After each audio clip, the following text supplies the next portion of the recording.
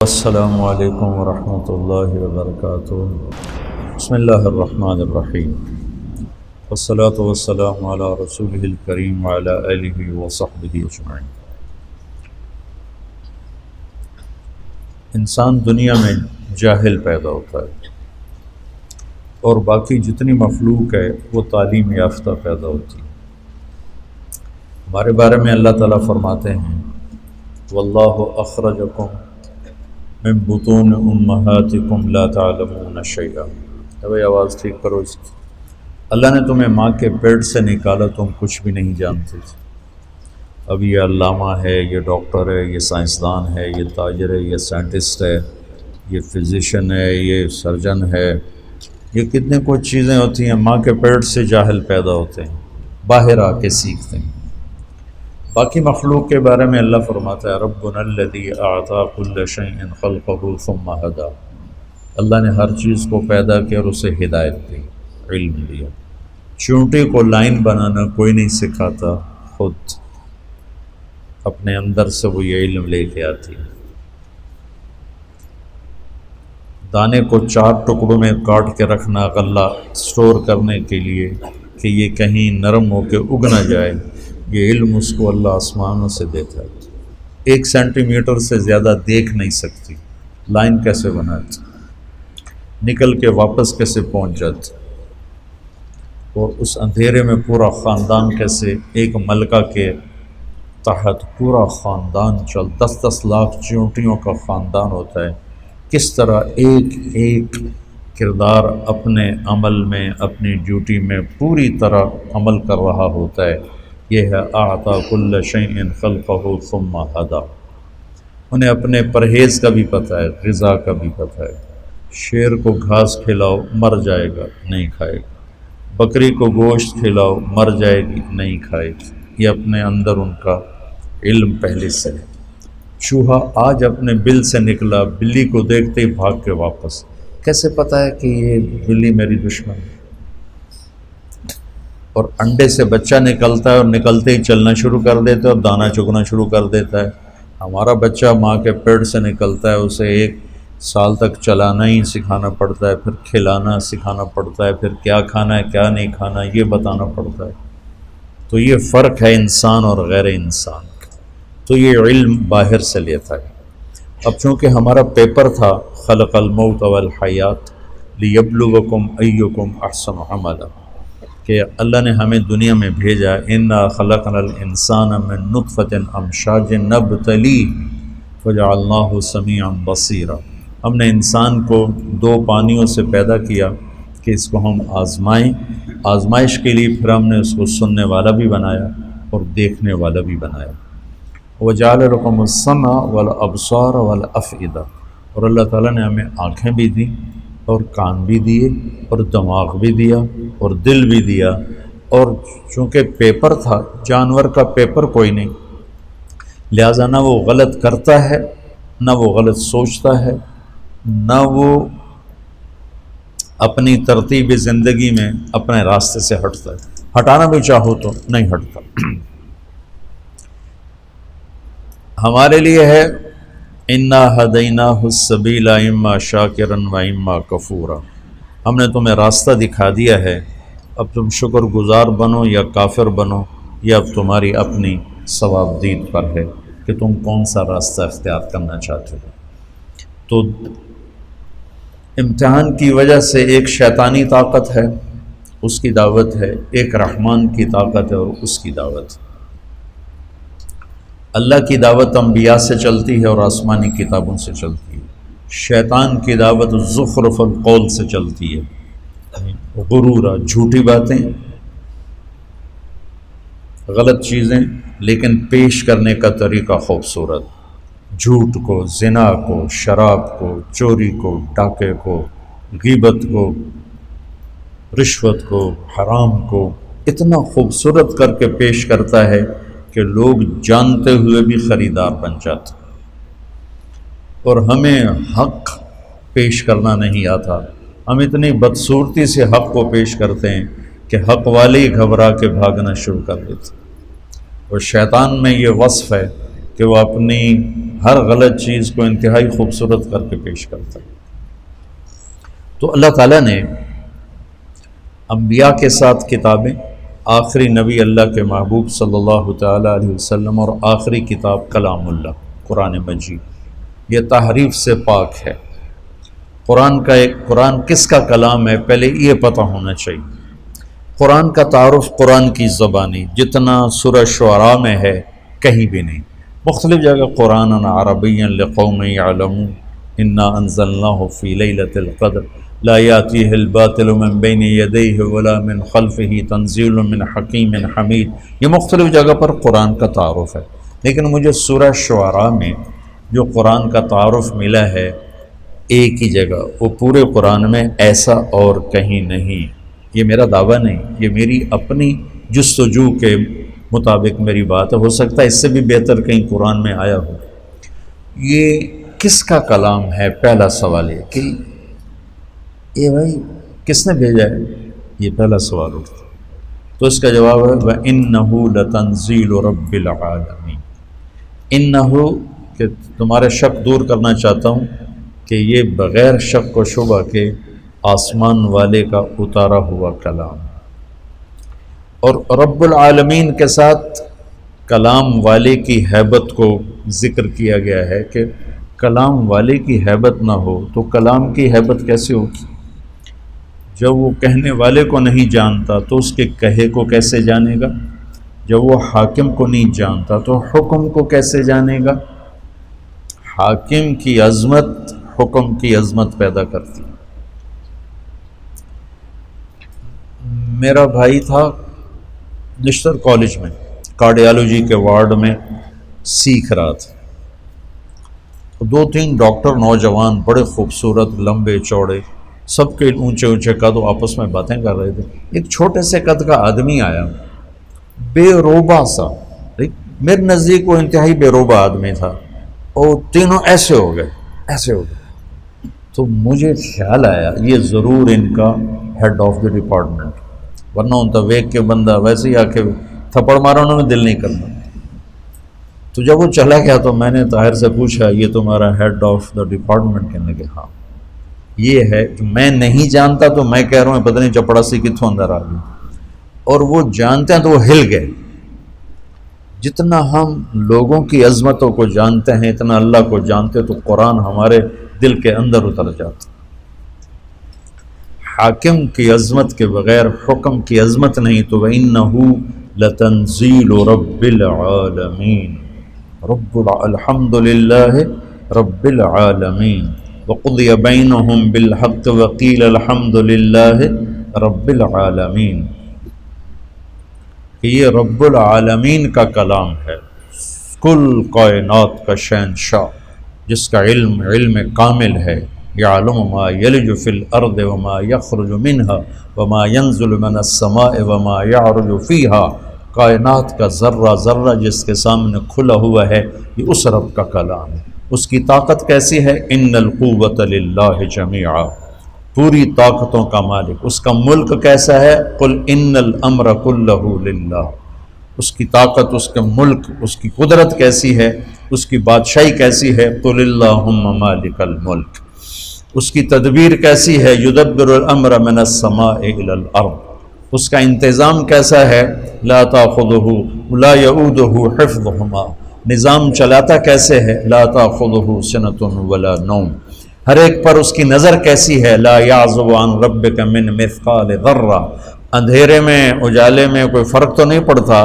تو نہیں، سواء منکم من اسر القول ومن جہر بہ ومن هو مستخف باللیل وسارب بالنہار، تو وہ ایک ہی وقت میں ساری کائنات پر ایسا حاوی ہے کہ نہ غافل ہے، نہ جاہل ہے، نہ ظالم ہے، ظلم سے پاک ہے، جہل سے پاک ہے، غفلت سے پاک ہے۔ فَإِنَّهُ يَعْلَمُ السِّرَّ وَأَخْفَى، اتنا علم کامل ہے کہ زور سے بولو تو سنتا ہے، آہستہ بولو تو سنتا ہے، ہونٹ بند کر کے بولو اسے بھی سنتا ہے۔ میں نے ہونٹ بند کیے، میں نے کچھ کہا، میرے کانوں نے نہیں سنا، اللہ کہتا میں نے سنا ہے۔ تو پہلی بات یہ ہے کہ دل کو اللہ کی عظمت سے بھرنا ہوگا، تب قرآن کی عظمت آئے گی۔ اور ہم تمہیں جیسے پڑھاتے ہیں وہ ہوتا ہے قانونی طریقہ، اصطلاحی طریقہ، تو وہ اللہ کی عظمت تو نہیں آتی، اللہ کی پہچان ہو جاتی ہے، عظمت نہیں آتی، جو قرآن میں ہلاتا نہیں۔ میں نے جو عربی شروع کی تھی اس لیے کہ تم قرآن کے ساتھ جڑ جاؤ۔ اللہ کرے میرا یہ خواب میرے مرنے سے پہلے پورا ہو کہ میں ایک ایسی جماعت تیار کروں جن کے دل دماغ پر قرآن کی بادشاہی، جو تمام اکابر اسلام کی عزت احترام ہمارے اوپر فرض ہے، لیکن ہم قرآن سے جڑے ہوں اور اللہ کے محبوب سے جڑے ہوئے ہوں، کہ تمہارے اوپر سیرت کی چھاپ ہو، تم دیکھو تو سیرت کی نگاہ سے اور قرآن کی نگاہ سے، تم بولو تو قرآن اور سنت کے انداز سے، تم سوچو تو قرآن اور سیرت کے انداز سے۔ اس سے ابھی ہم بہت دور ہیں، ہم ذرا اکابر میں ہی پھنسے ہوئے ہیں، اس سے ابھی بہت دور ہیں۔ حاشا وکلا کوئی میری مراد اکابر اسلام سے کوئی برگشتہ کرنا نہیں ہے، ان کے ذریعے ہمیں ہدایت ملی ہے، لیکن بھائیو ابو حنیفہ جیسی ہستی کہتی ہیں کہ ہم رجال و نحن رجال، تو جب آئے گی ابراہیم نخی پر اور حماد پر تو پھر ہم رجال و نحن رجال۔ اللہ کے نبی کی بات 100% لیں گے، صحابہ کی بات دیکھیں گے، جو اس میں راجح ہوگی وہ لیں گے، لیکن جب آئے گی بات طاؤس پر اور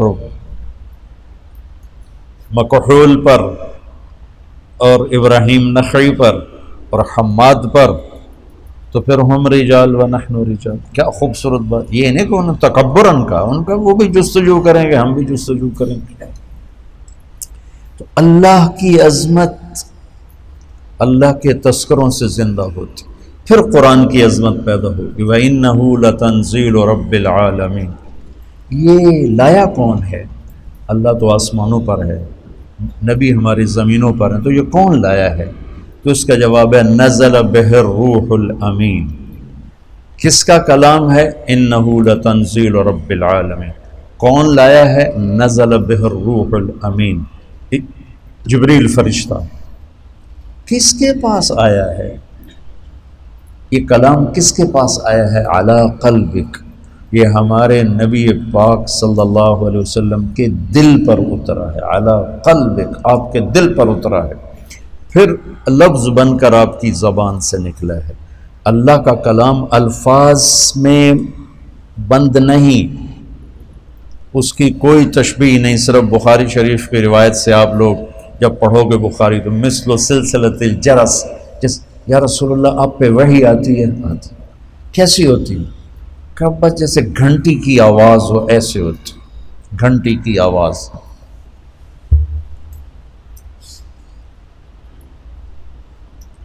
پھر جب آپ ہوش میں آتے ہیں تو وہ الفاظ بن کر زبان پہ آتے ہیں۔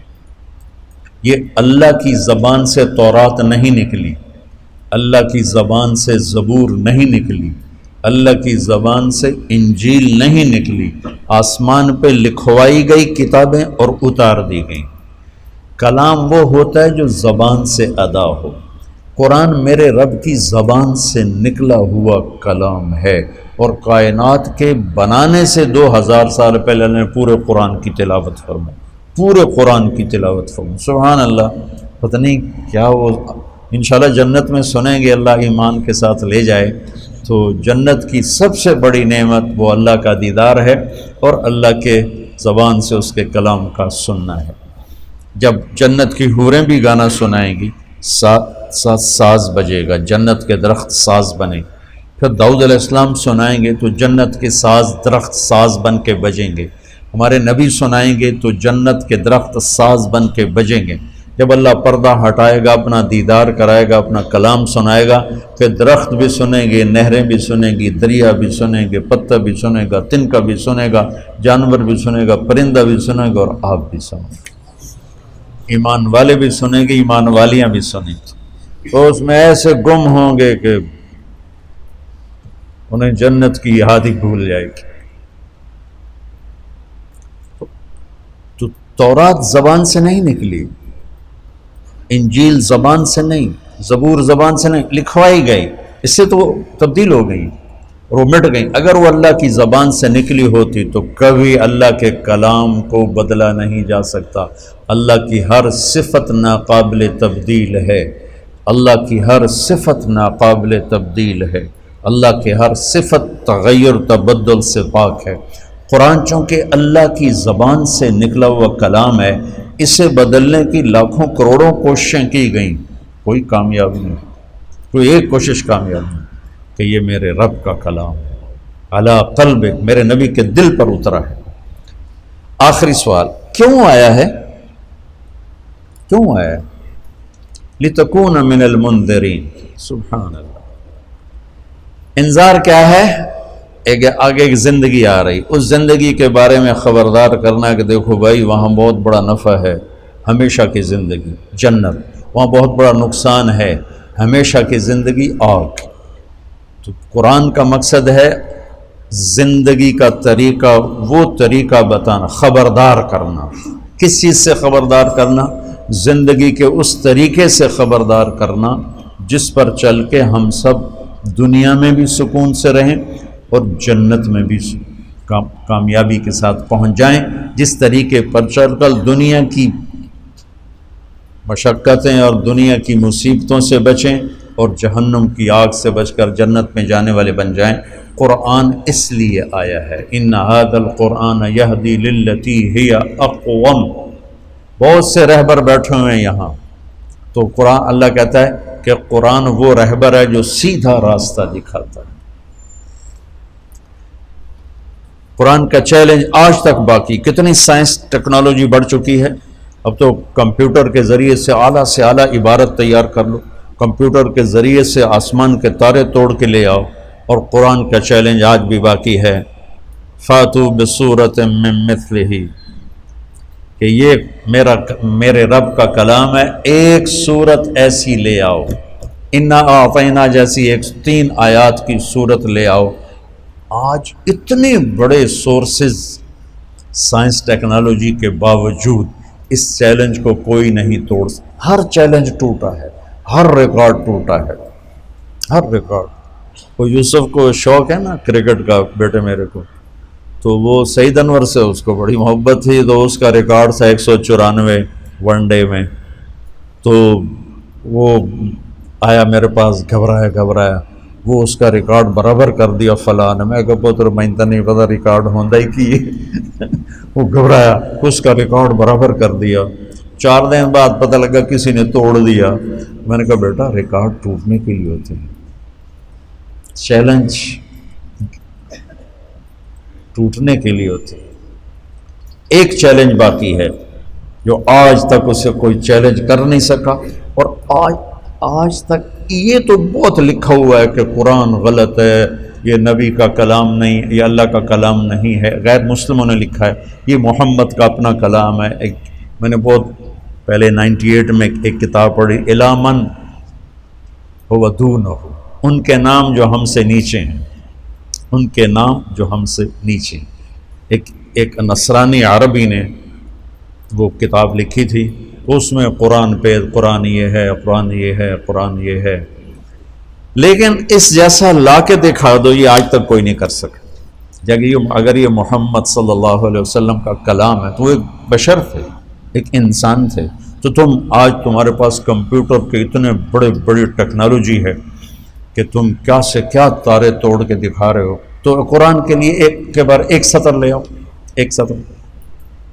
تو یہ قرآن کا چیلنج آج تک باقی ہے، اسے کوئی اسے نہیں توڑ سکتا.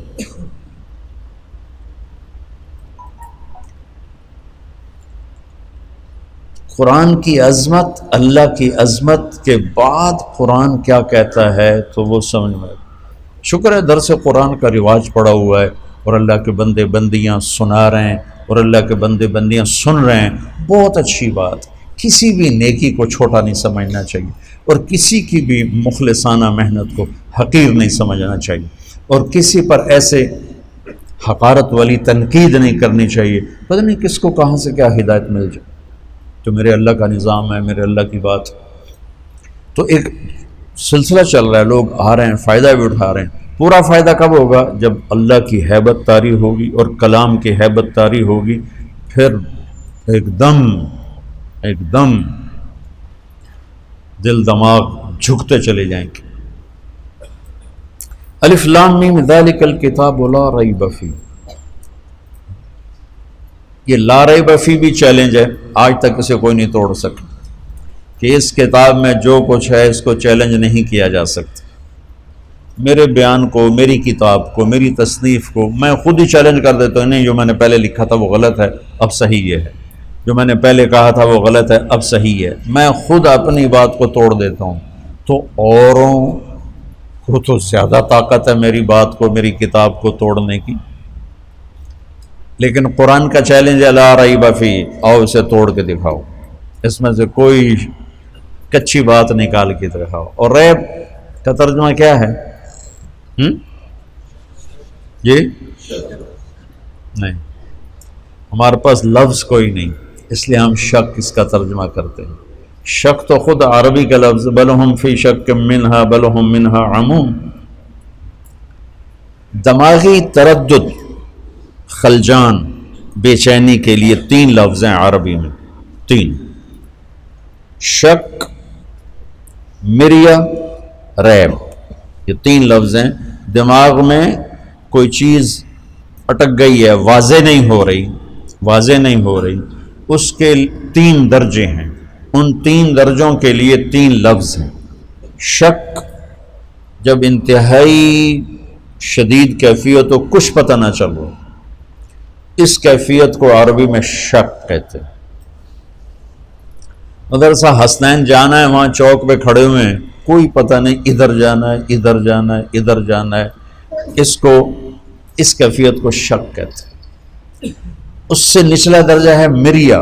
مریا کیا ہے کہ لگتا ہے یہ راستہ ہے، لیکن یار ابھی کوئی پکا پتہ کوئی نہیں ہے۔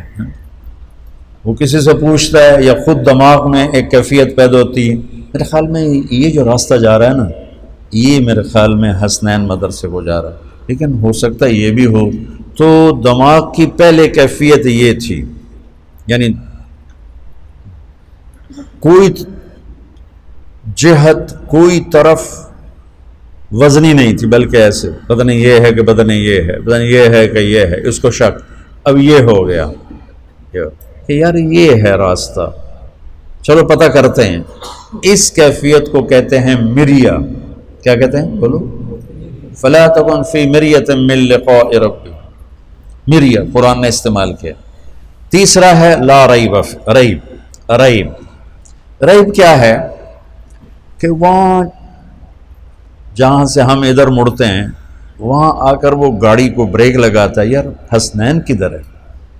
ابھی یہ جملہ پورا نہیں کیا، حسنین کدھر ہے کہ سامنے بورڈ نظر آ جاتا ہے، اوہ اوہ یہ میری کیفیت دیکھی، اوہ اوہ یہ ریب ہے وہ، اور وہ ریب گیا۔ ایک لمحے کے لیے جو شک پیدا ہوتا ہے، ایک لمحے کے لیے جو تردد پیدا ہوتا ہے، ایک لمحے کے لیے جو اوپر نیچے ذہن جاتا ہے اور فوراً ہی ٹھیک ہو جاتا ہے، فوراً کدھر ہے، ہاں وہ بورڈ نظر آ گیا۔ اس ادنا سے وقت میں خفیف سی شک کی کیفیت کو عربی میں ریب کہتے ہیں۔ کیا کہتے ہیں بولو؟ تو اب شک اس کا ترجمہ کیسے ہو سکتا ہے؟ لیکن اتنی لمبی تفصیل اردو میں کریں تو بد تک ایک ہی لفظ پورا صفحہ لے جائے گا۔ تو یہ میں تمہیں قرآن کا حسن بتا رہا ہوں کہ میرا رب کہہ رہا ہے بے وقوفو، اس کتاب میں تو ریب بھی نہیں ہے، تو شک کہاں سے ڈھونڈتے ہو؟ ایک لمحے کا ہوتا ایک یہ یا وہ، یہ ادھر جانا ہے ادھر جانا ہے، یار پتہ نہیں، میرے خیال میں ادھر جانا ہے پر پکا پتہ نہیں، ادھر جانا ہے ادھر جانا، وہ ادھر ہی جانا ہے، وہ اس ایک لمحے کے ہزارویں حصے کے کیفیت کو ریب کہتے ہیں۔ تو میرا رب لا ریب فیہ، سود حرام ہے لا ریب فیہ، شرک حرام ہے لا ریب فیہ، کفر ہلاکت ہے لا ریب فیہ، جھوٹے پہ لعنت ہے لا ریب فیہ، ظالم پر لعنت ہے لا ریب فیہ، زنا حرام ہے لا ریب فیہ، شراب حرام ہے لا ریب فیہ، نماز فرض ہے لا ریب فیہ، جنت موجود ہے لا ریب فیہ، جہنم موجود ہے لا ریب فیہ، زمین آسمان کا ایک ہی بنانے والا ہے لا ریب فیہ، محمد مصطفیٰ ان کے آخری رسول، ان کے بعد کوئی رسول نہیں لا ریب فیہ، زمین آسمان کا خالق اللہ ہے لا ریب فیہ، مالک اللہ ہے لا ریب فیہ، رزق اللہ دیتا ہے لا ریب فیہ، موت اللہ لاتا ہے لا ریب فیہ، زندگی اللہ لاتا ہے لا ریب فیہ۔ اب اس کو پھیلاتے جاؤ، پورے قرآن پہ پھیلا دو، ایک لفظ کا یقین سیکھ لو، سارا قرآن سمجھ میں آئے گا۔ اب تم شکوک و شبہات سے بھرے ہوئے قرآن تمہیں ہدایت کیسے دے؟ تم سے مراد میں اور آپ، ہم ساری امت کا یہ حال، لا ریب، کیا خوبصورت، لا ریب فیہ، خیانت پہ لعنت لا ریب فیہ، سچائی کو شاباش لا ریب فیہ، انبیاء برحق ہیں لا ریب فیہ، روزہ فرض ہے لا ریب فیہ، زکوٰۃ فرض ہے لا ریب فیہ۔ ارے اگر پاکستان کے مالدار زکوٰۃ دیں تو اللہ کی قسم پورے پاکستان میں ایک غریب بھوکا نہیں سو سکتا، صرف فیصل آباد کے تاجر زکوٰۃ دینا شروع کر دیں تو پورے پنجاب میں کوئی بھوکا نہیں سوئے، اتنا مال ہے لوگوں کے پاس، لیکن قرآن نہیں جانتے لا ریب فیہ، مال کی محبت نے پاگل کر دیا، دیوانہ کر دیا، اندھے ہو گئے، نہ کسی غریب کے آنسو نظر آتے ہیں، نہ کسی بڑھیا کی آہ سنائی دیتی ہے، نہ کسی کے چہرے کے غم کو پڑھ سکتے ہیں، نہ کسی کی فریاد ان کے دلوں کو پگھلا سکتی ہے، بلکہ اشد و قسوہ، وہ پتھر سے بھی زیادہ سخت ہیں کہ مال کی حرص و ہوس نے انہیں انسانیت سے نکال کر جانور بنا دیا۔ دو ٹانگ پہ چلنے والا، بولنے والا ایک جانور ہے، جانور کو کیا پتا رحم کیا ہوتا ہے، سخاوت کیا ہوتی ہے، ہمدردی کیا ہوتی ہے۔ شکر ہے اللہ کے نیک بندوں سے دنیا بھری ہوئی ہے کہ مدارس چل رہے ہیں، یتیم خانے چل رہے ہیں، اللہ کا فضل ہے، لیکن وہ بہت تھوڑے لوگ۔ اگر سارے مالدار سخی ہوں، اس سخاوت کا ادنا درجہ زکوٰۃ ہے، زکوٰۃ دیتے ہوں تو کوئی غریب نہیں